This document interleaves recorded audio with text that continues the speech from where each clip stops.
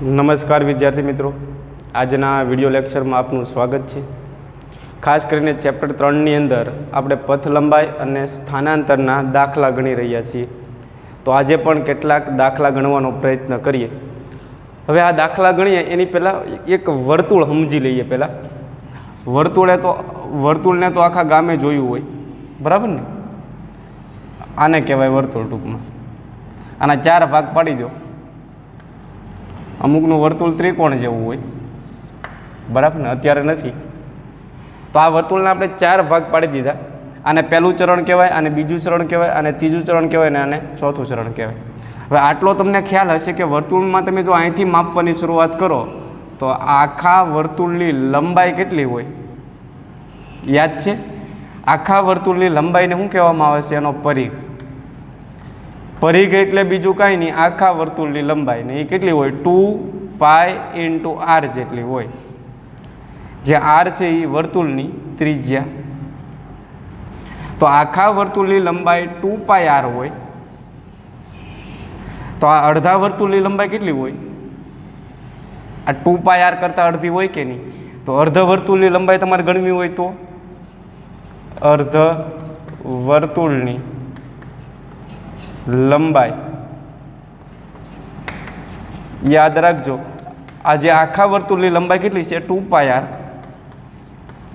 એના કરતાં અડધી એટલે 2 વડે ભાગી નાખવાનું, તો 2 2 કેન્સલ થશે, તો અર્ધ વર્તુળની લંબાઈ કેટલી થાય? πr।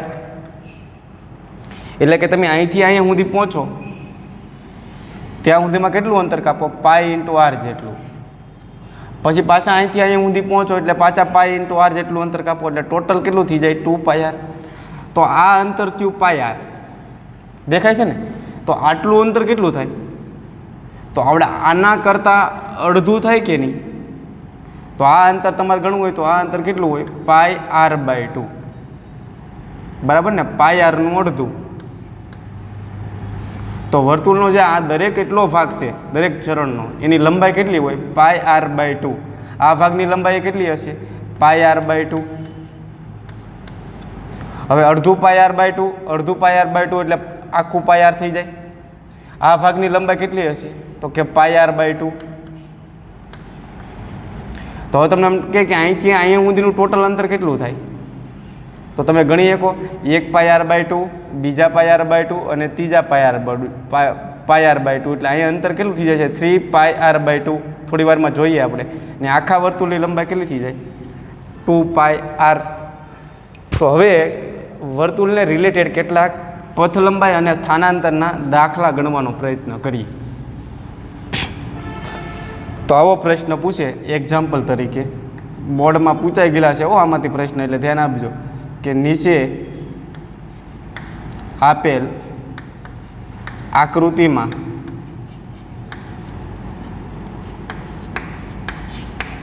પથ લંબાઈ અને સ્થાનાંતર ગણો।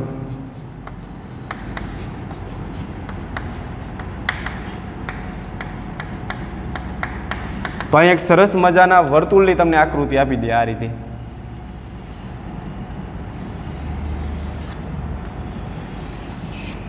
બરાબર, આ વર્તુળને 4 ભાગમાં વહેંચી નાખીએ આપણે। આ બિંદુ નામ આપી દઈએ A, આને નામ આપી દો B, આને નામ આપી દો C, આને નામ આપો D, ને આ મધ્ય બિંદુ છે એને નામ આપી દો O। વર્તુળની ત્રિજ્યા r હશે, તો આ અંતરે r થશે, આ અંતરે r થશે, આ અંતરે r હશે, ને આ અંતર પણ r હશે। હવે આવો પ્રશ્ન પૂછે કે એક કણ છે અથવા મગનભાઈ છે, રસ્તામાં ગતિ કરતાં કરતાં આમ જાય છે, આવા વર્તુળાકાર માર્ગે ગતિ કરે અને A થી B સુધી પહોંચે, ત્યાં સુધીમાં પથ લંબાઈ અને સ્થાનાંતર ગણવાનું છે। તો પહેલાં ગણીએ આપણે A થી B ના ગાળામાં।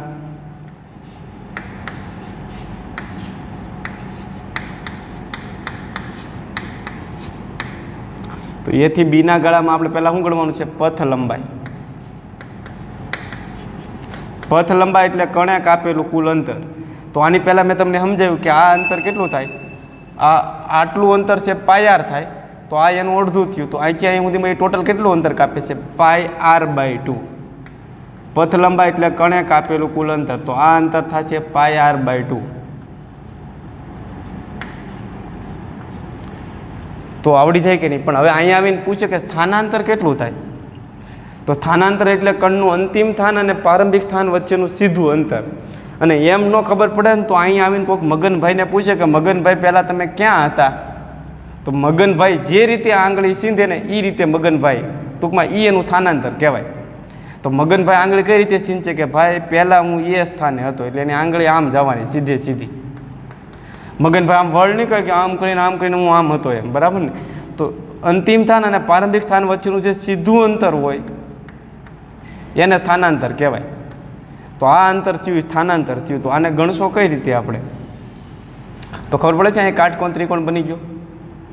હવે કાટકોણ ત્રિકોણમાં એક લાક્ષણિકતા છે કે સમદ્વિભુજ કાટકોણ ત્રિકોણ હોય, એટલે કે બે બાજુ હરખી હોય કાટકોણ ત્રિકોણની. ધારો કે આ બાજુને હું કીધો L ને આ બાજુને કીધો હું L, તો આને સમદ્વિભુજ કાટકોણ ત્રિકોણ કહેવાય.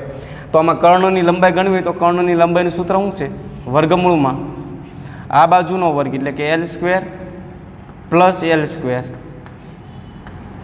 આ બાજુનો વર્ગ પ્લસ આ બાજુનો વર્ગ. તો હવે તમને ખબર પડે છે વર્ગમૂળમાં એક L² પ્લસ બીજા L² એટલે 2L² થવાના. હવે વર્ગમૂળ અલગ કરી નાખો તો 2નું વર્ગમૂળ શું થાય? તો કે √2. અને આના વર્ગમૂળ અલગ કરશો તો વર્ગને વર્ગમૂળ કેન્સલ થાય ને, એટલે અહીં શું આવશે? √2L. તો કર્ણની લંબાઈ ઇનડાયરેક્ટલી આપણે કહેશું કેટલી થાય? √2L. હવે યાદ જ રાખી લેવાનું છે કે જો સમદ્વિભુજ કાટકોણ ત્રિકોણ હોય ને, આ બાજુ જેટલી હોય એટલી જ આ બાજુ હોય, તો કર્ણની લંબાઈ છે ને એ દરેક બાજુની √2 ગણી થઈ જાય. એટલે કે આ L હોય, આ L હોય તો આ √2L થાય. અહીં તમને એમ કે આ x છે, આ x હોય તો આ કેટલા ગણી થાય? કહો √2 ગણી, એટલે શું આવશે? √2x. ખબર પડે છે કે નહીં? તમને એમ કે એક સમદ્વિભુજ કાટકોણ ત્રિકોણ આ રીતે આપેલો છે, આ બાજુની લંબાઈ a છે, આ બાજુની લંબાઈ a છે, તો કર્ણની લંબાઈ કેટલી હોય? √2a. બસ, કંઈ ચિંતા જ નહીં. તો હવે આપણે આગળ વધીએ. તો હવે મને કહેશો કર્ણની લંબાઈ કેટલી થાય? r છે, તો કર્ણની લંબાઈ કેટલી થાય? √2r થઈ જાય, √2 ગણી. તો અહીંથી અહીંયા સુધીનું અંતર કેટલું હોય? √2r જેટલું હોય. એટલે આપણે ડાયરેક્ટ ગણી શકશું કે સ્થાનાંતર કેટલું થાય? ડાયરેક્ટ લખશું સ્થાનાંતર બરાબર શું આવશે? √2 × r. ઓકે, તો અહીંયા સુધીનું ચિત્ર ક્લિયર છું કે નહીં બાળકો? હવે તમને એમ કે કણ ગતિ કરતો કરતો આમ જાય છે, આમ નથી જતો, આ માર્ગે જાય છે, વર્તુળાકાર માર્ગે જાય છે. ગતિ કરતો કરતો A થી B સુધી પહોંચે ને ત્યાંથી પાછો C જાય, એટલે કે ABC માર્ગે જાય. તો હવે કણનો માર્ગ શું છે? ABC ના ગાળામાં. આ ગાળામાં તમને પથ લંબાઈ અને સ્થાનાંતર પૂછે તો પથ લંબાઈ એટલે કણે કાપેલું કુલ અંતર. તો આ ગાળામાં મને કહેશો A B થી C ના ગાળામાં કણ ટોટલ કેટલું અંતર કાપે? તો અર્ધ વર્તુળની લંબાઈ જેટલું. અર્ધ વર્તુળની લંબાઈ કેટલી હોય? πr. બરાબર ને? આ πr હોય ને આ πr/2. તો પથ લંબાઈ સીધી તમારી પાસે હાજર છે π × r. સ્થાનાંતર કેટલું થાય? જો આવડી જાય ખબર પડી જાય કે નહીં હવે તમને સ્થાનાંતર સમજાણું. તો અહીંયા આવીને કોઈક ભાઈ એને પૂછે મગનભાઈને કે તમે મગન દાદા ક્યાં હતા?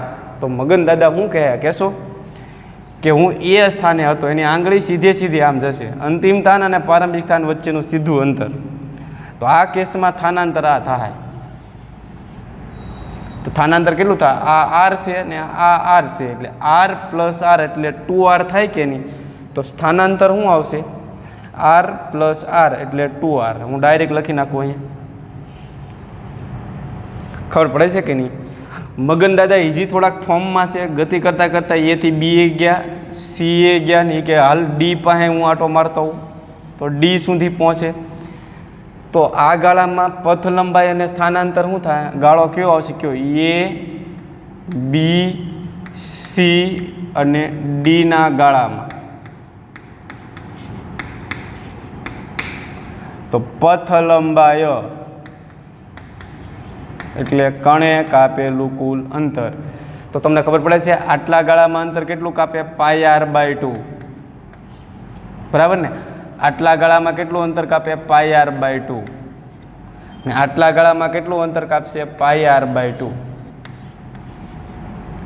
તો એક πr/2, બીજા πr/2 અને ત્રીજા πr/2. એટલે પથ લંબાઈ કેટલી થશે મને કહેશો?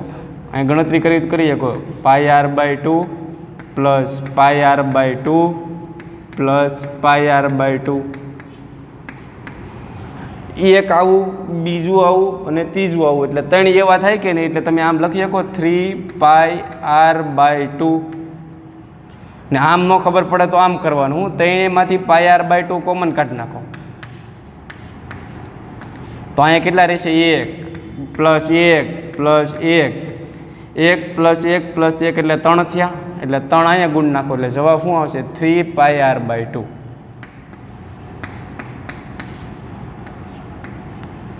હવે કોઈ બાળક મને કહી શકે ખરું કે સ્થાનાંતર કેટલું થશે આ ગાળામાં? કહેશો? તો ડી સ્થાને મગન દાદા આવી ગયા ને અહીંયા મગન દાદાને કોઈક પૂછે કે દાદા તમે પહેલાં ક્યાં હતા? તો દાદા પહેલાં એ સ્થાને હતા, એ તો ભૂલાવવું જોઈએ નહીં. એટલે દાદાની આંગળી સીધી આમ જાય કે હું ભાઈ અહીંયા હતો. તો આ અંતિમ સ્થાન અને પ્રારંભિક સ્થાન વચ્ચેનું સીધું અંતર થયું. ખબર પડે છે કે નહીં? તો આ અંતર ગણવું હોય તો શું આવશે? અહીંયા આર છે, અહીંયા આર છે, તો આ અંતર કેટલું થાય? √2r થાય કે ન થાય?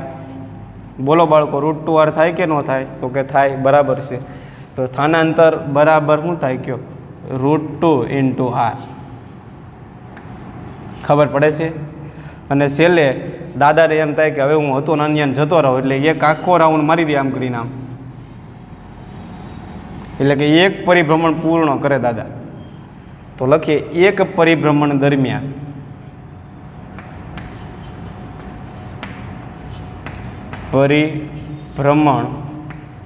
પરિ એટલે વર્તુળ થયું. એક પરિભ્રમણ દરમિયાન તો દાદાનું મને કહેશો પથ લંબાઈ કેટલી આવશે? પથ લંબાઈ એટલે કણે કાપેલું કુલ અંતર. તો એક વર્તુળ ઉપર આખો ઓટો માર્યો તો એની લંબાઈ કેટલી હોય? પરિઘ જેટલી હશે, એટલે કે 2πr જેટલી. અને સ્થાનાંતર કેટલું થાય? આ તો આખા ગામને આવડી જાય. તો દાદા ક્યાં આવી ગયા છે? એ સ્થાને આવી ગયા આખો રાઉન્ડ મારી. તો અંતિમ સ્થાને એ છે અને પ્રારંભિક સ્થાને એ છે. એટલે બંને સ્થાન વચ્ચેનું અંતર કેટલું છે? 0. એટલે સ્થાનાંતર શું થયું કયો? 0. લ્યો, તો આ દાખલા આવડે કે નહીં? તો ખબર પડી ગઈ. હું ફરીવાર તમને પ્રશ્ન પૂછી લઉં કે અહીંથી અહીંયા સુધી દાદા પહોંચે તો સ્થાનાંતર કેવું થવાનું? તો આવડું આ સ્થાનાંતરની વાત કરીએ ખાસ. અહીંથી અહીંયા સુધી દાદા પહોંચે તો સ્થાનાંતર કેવું થવાનું? આવડું આ.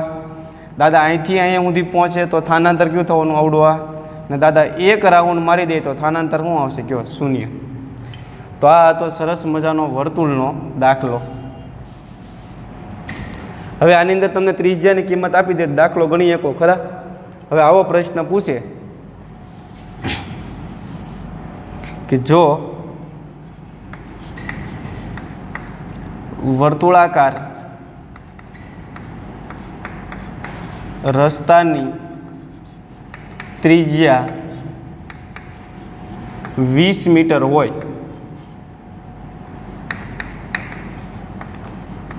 તો નીચેની આકૃતિમાં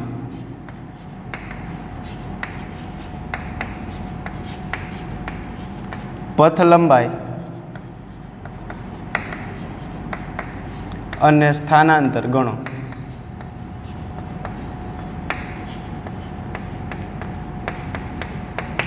તો આ દાખલામાં ત્રિજ્યા તમને રકમમાં આપી, r બરાબર કેટલી આપી? 20 મીટર.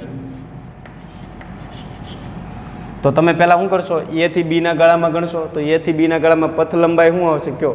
π × r. r બરાબર તમારે 20 મૂકી દેવાના. પાઈની કિંમત મૂકવાની 3.14/2.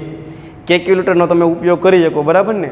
આપણે 11-12 સાયન્સમાં કેલ્ક્યુલેટરનો ઉપયોગ કરવા દે છે, એટલે એની ચિંતા કરતા નહીં. એટલે તમે ગણી નાખશો એટલે જવાબ એમાં આવશે મીટરમાં, બરાબર ને? ત્રિજ્યા મીટરમાં છે એટલે જવાબ આવશે મીટરમાં. અહીંયા √2ની કિંમત કેટલી મૂકશો? 1.41 ને ગણતરી કરશો એટલે જવાબ આવી જશે. તો બધામાં આરની કિંમત મૂકી દેજો અને હોમવર્કમાં આ દાખલો તમારે લખીને મને બતાવવાનો છે ટૂંકમાં. તો સરસ મજાનો દાખલો હતો. તો હવે આ દાખલો વિદ્યાર્થી મિત્રો બોર્ડમાં પૂછાઈ ગયેલો છે કે એક સાયકલ સવાર અર્ધ વર્તુળાકાર માર્ગે એક છેડેથી બીજા છેડે પહોંચે ત્યારે પથ લંબાઈ અને સ્થાનાંતરનો ગુણોત્તર મેળવો. તો હવે આપણે એક અર્ધ વર્તુળાકાર માર્ગ ધ્યાનમાં લેવો પડશે. આ એનું કેન્દ્ર ઓ, અહીંથી અહીં સુધીનું અંતર કેટલું હોય? ત્રિજ્યા જેટલું. ને અહીંથી અહીં સુધીનું અંતર કેટલું હોય? ત્રિજ્યા r જેટલું. તો સાયકલ સવાર શું કરે છે? એક છેડેથી બીજા છેડે જાય, એટલે કે અહીંથી અહીં સુધી જાય. તો પથ લંબાઈ કેટલી થશે? તો મને કહેશો પથ લંબાઈ કેટલી થાય? અર્ધ વર્તુળની લંબાઈ જેટલી. તો પથ લંબાઈ કેટલી આવશે?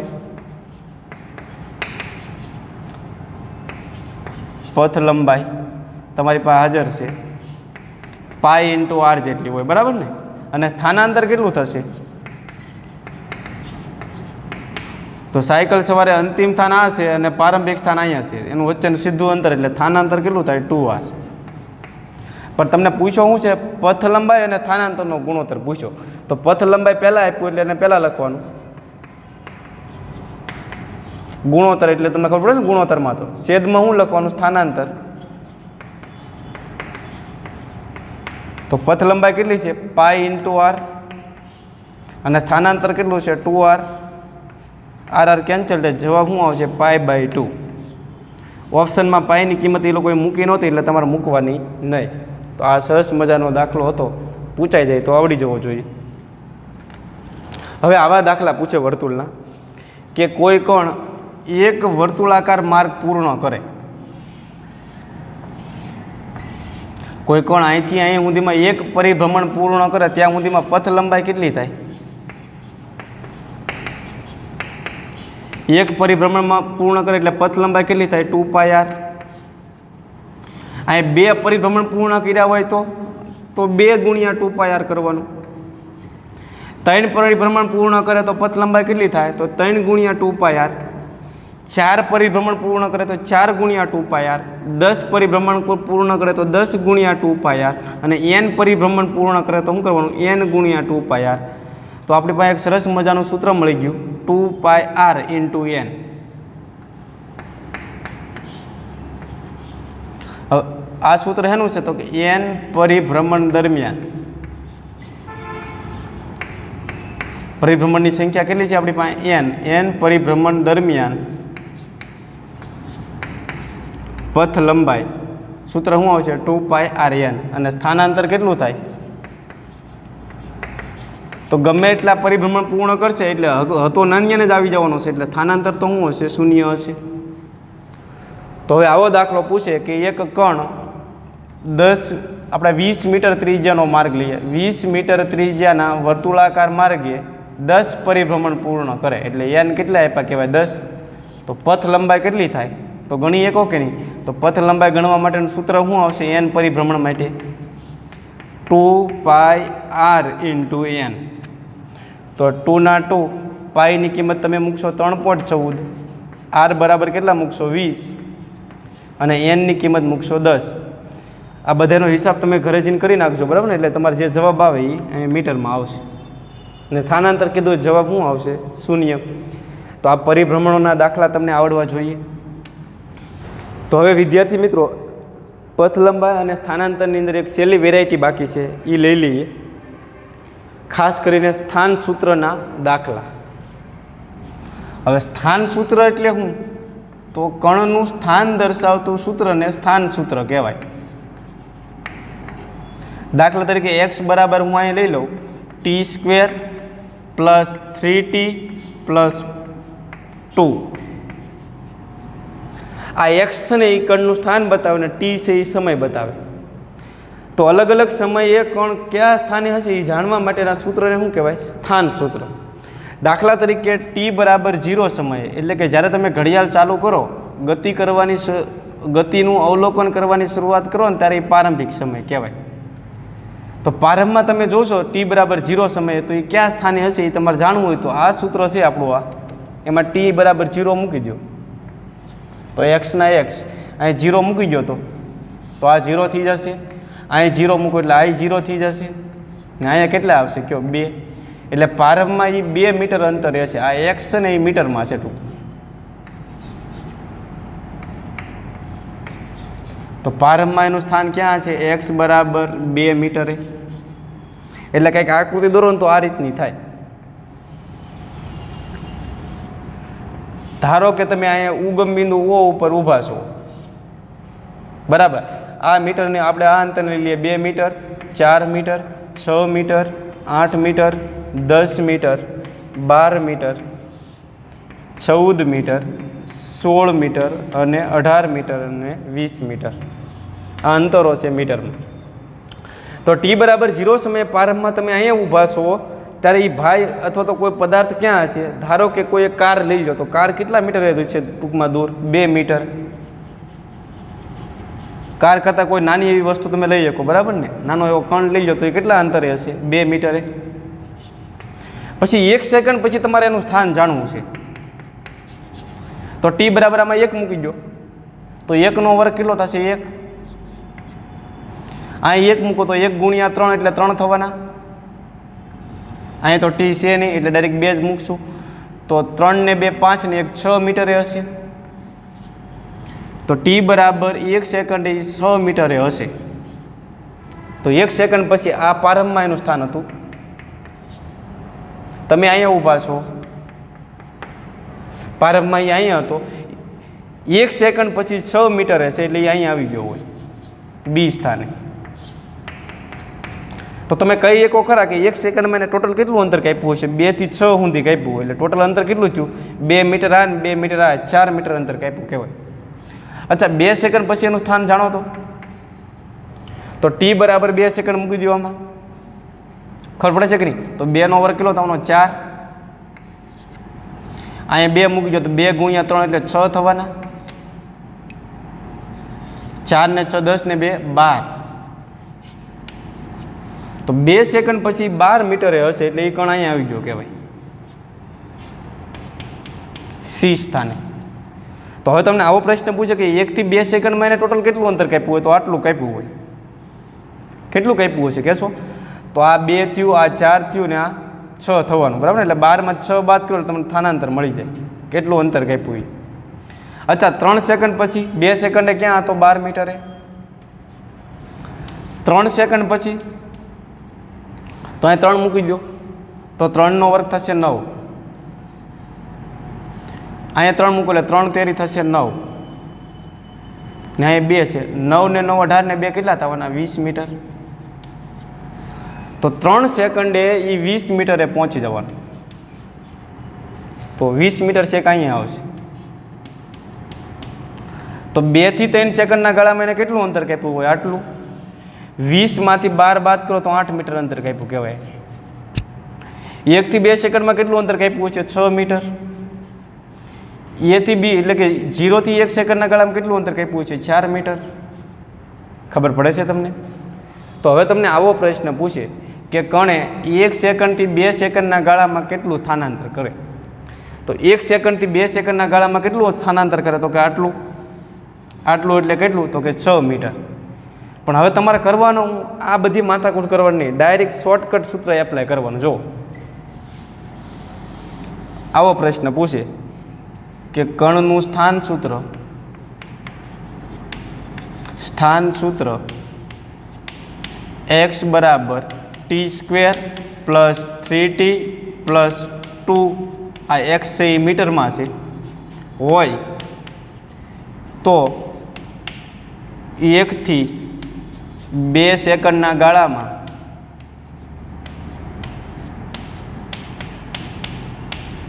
સ્થાનાંતર ગણો.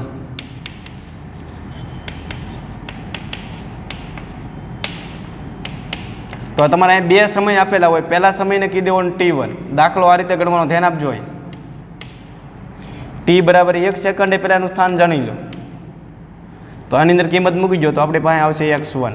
ત્યારે જે સ્થાન મળે ને આપણે કહેશું x1. તો t1 બરાબર અહીં 1 મૂકો તો 1 નો વર્ગ થશે 1 પ્લસ અહીંયા 1 મૂકો તો શું થશે? 3 ગુણ્યા 1 એટલે થવાના 3 ને પ્લસ શું આવશે? 2. તો x1 કેટલા થવાના મને કહેશો? 2 અને 3 5 ને 1 6 મીટર આવશે. પછી કયો સમય છે? 2 સેકન્ડ. તો t2 બરાબર 2 સેકન્ડે એનું સ્થાન જાણી લો. એને કહી દો x2. તો મને કહેશો t2 કેટલા મૂકશો? 2 સેકન્ડ. 2 સેકન્ડ આ સૂત્રમાં મૂકવાના છે ત્યારે જે મળે એને કહેશું x2. તો 2 મૂકો તો 2 નો વર્ગ થશે 4. 2 ગુણ્યા 3 એટલે થવાના 6. નાય રાખો 2 એટલે જવાબ શું આવશે કહેશો? 10 ને 2 12 થવાના. હવે સ્થાનાંતરનું સૂત્ર તમને યાદ છે. સ્થાનાંતરને શેના વડે દર્શાવીએ છીએ? ડેલ્ટા એક્સ વડે. તો delta x is equal to શું થાય? x2 minus x1. x2 એટલે કેટલું સ્થાન છે? અંતિમ સ્થાન 12 મીટર. માઇનસ x1 એટલે પ્રારંભિક સ્થાન કેટલું છે? 6 મીટર. તો સ્થાનાંતર કેટલું આવશે? 12માંથી 6 બાદ કરો તો 6 મીટર આવે. આ આકૃતિ દોરવાની કાંઈ જરૂર નથી. ખબર પડે છે કે નહીં? તમને આમ કીધું હોય તો 0 થી 3 સેકન્ડમાં એને ટોટલ કેટલું સ્થાનાંતર કર્યું હોય? તો 0 થી 3 સેકન્ડમાં 20 મીટરે ગયો. તો આ દાખલામાં કઈ રીતે ગણતરી કરશું? આવો પ્રશ્ન પૂછે કે 0 થી 3 સેકન્ડમાં સ્થાનાંતર.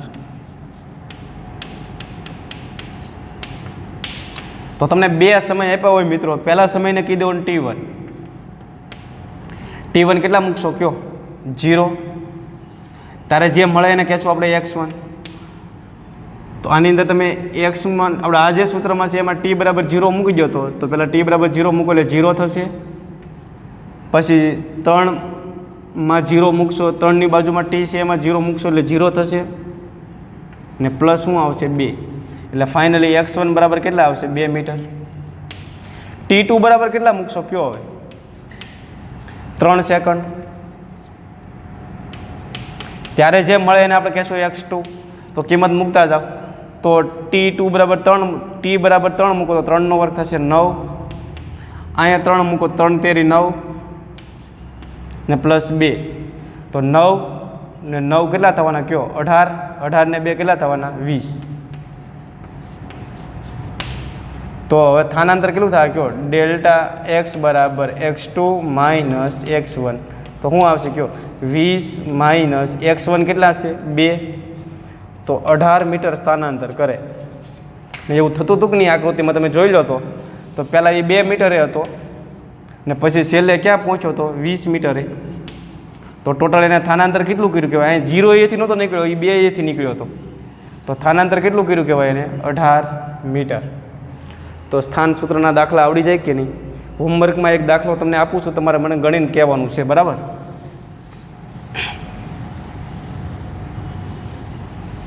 આવો દાખલો આપે કે કણનું સ્થાન સૂત્ર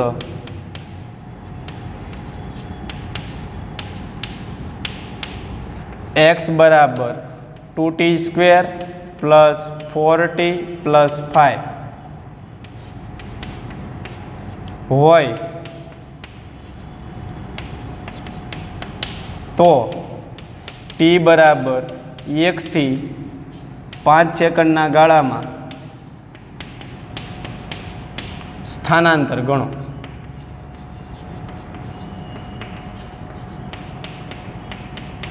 તો કાલ ફરજિયાતપણે આ દાખલો હોમવર્કમાં મૂકવાનો છે તમારે. તો આજનો લેક્ચર અહીં અટકાવીએ. ગુડ બાય, થેન્ક યુ, આભાર.